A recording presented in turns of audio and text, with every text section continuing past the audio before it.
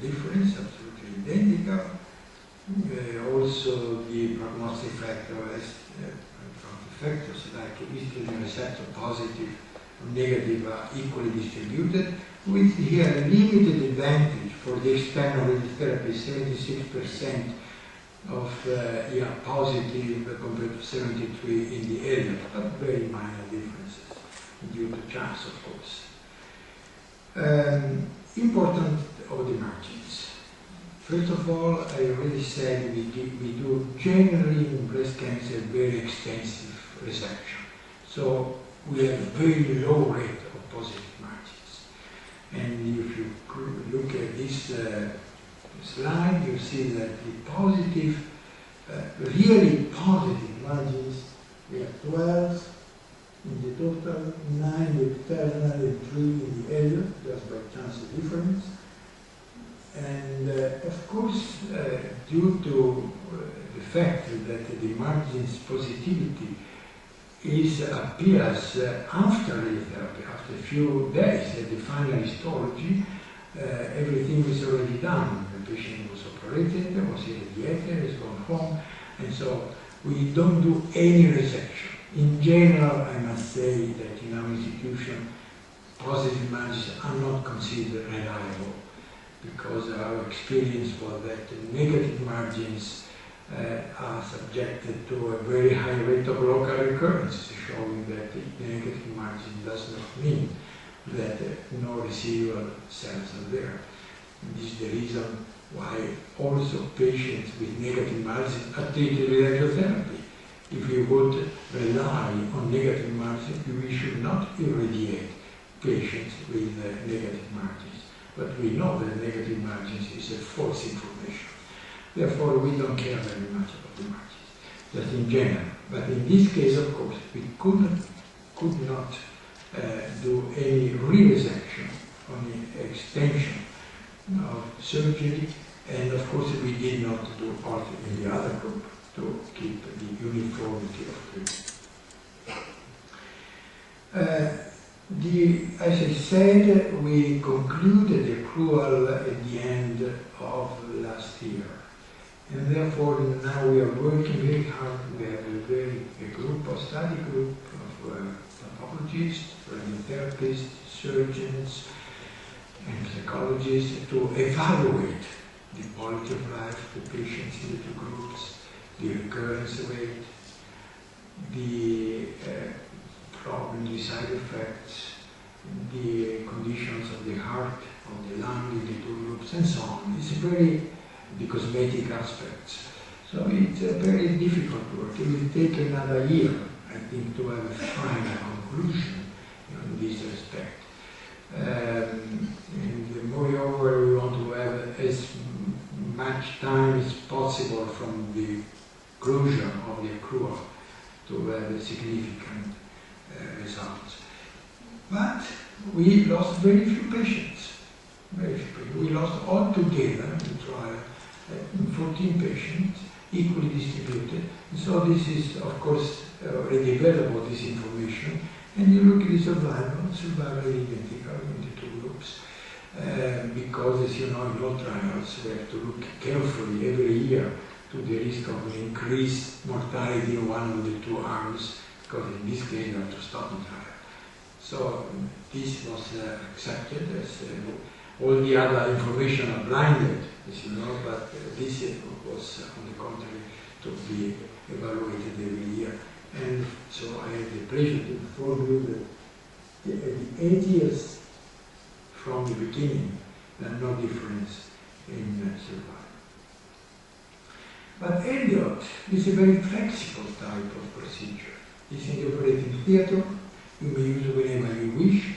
So we start to use in situ treatments. Ductal carcinoma in situ, now we define DIN, ductal intraepithelial neoplasia. We don't like the term carcinoma for a tumor which is practically benign. But we do, in the DIN 2 and 3, they benefit from radiotherapy, postoperative radiotherapy. But giving radiotherapy to the whole breast is, in my opinion, for a tiny inside the tumor is excessive, because the whole breast radiation creates unfavorable conditions for any future surgery on the same breast. And so I think this is an excellent indication for intraoperative radiotherapy. She said, sparing the skin, subcutaneous tissue with the ELIOT is an excellent solution. These are 3 cases of very tiny DIN, 3, comedo DIN, the ductal inside carcinoma, treated with intraoperative radiotherapy. So we started doing more and more intraoperative radiotherapy, ELIOT, in CIS. Then there are other cases. For instance, one case which is not uncommon is the case of breast cancer, even small breast cancer, which may appear in an area of the breast irradiated years before for a lymphoma, for a Hodgkin or non-Hodgkin lymphoma. This is not uncommon, and whenever it arrives at this type of complication in the tumor, very often mastectomy is done, because the surgeon says, I'm sorry, I cannot do a post-operative radiotherapy because she was already irradiated. So we do a mastectomy, which is, in my opinion, is an over-treatment. So we prefer to do a resection of the tumor, a lumpectomy or tumorectomy or quadrantectomy or whatever is needed, and simply no biopsy, of course, and then we treat with the intraoperative radiotherapy, because even if the patient was already irradiated years before, the small field, 4 centimeters of the intraoperative radiotherapy is absolutely well tolerated. So this is another indication. And again, was already mentioned, I say just a few words because Dr. Ivaldi will speak later about this project.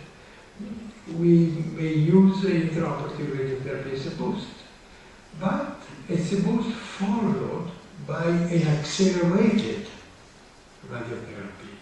Why? Because we want to keep all the treatment inside 1 month, inside 30 days, to give to the medical oncologists the chance to start their treatments after radiotherapy. We don't like to postpone radiotherapy after chemotherapy, as it is usual. In my opinion, it's a mistake, in my opinion.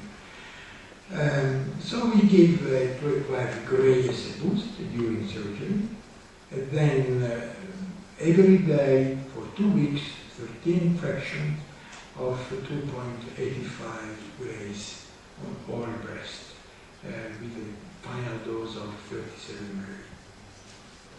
So this is the idea.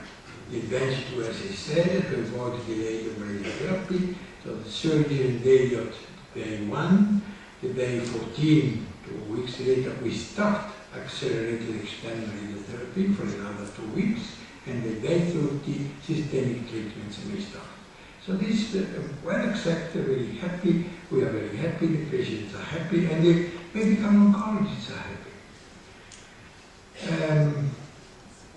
I read a few weeks ago the beautiful paper of Chen did a meta-analysis of all the problems of the timing of the radiotherapy after surgery. He did an experience, an evaluation of hundreds of trials, studies, and he concluded that if you give radiotherapy later after surgery, more time passes and higher is the risk of local recurrence. This is a well-done study. I suggest everybody to read it. Because the conclusion, the statistical conclusion, that you have 1% increased risk per month of delay, risk of local recurrence. And therefore, if you have by chance, or to have an example, 5% risk of local recurrence if you do immediate radiotherapy. This goes up to 11% if you give radiotherapy after 6 months, like very often happens after chemotherapy. Finally, just a few words about mastectomy, because it's something we do generally, as a rule, blood conservation in our patients, but sometimes you need a mastectomy, complete removal of the breast. And so we invented the nipple sparing mastectomy, which is a total mastectomy, sparing the skin, sparing the nipple, with intraoperative radiotherapy to the nipple areal complex, of course, and the prosthesis replacement.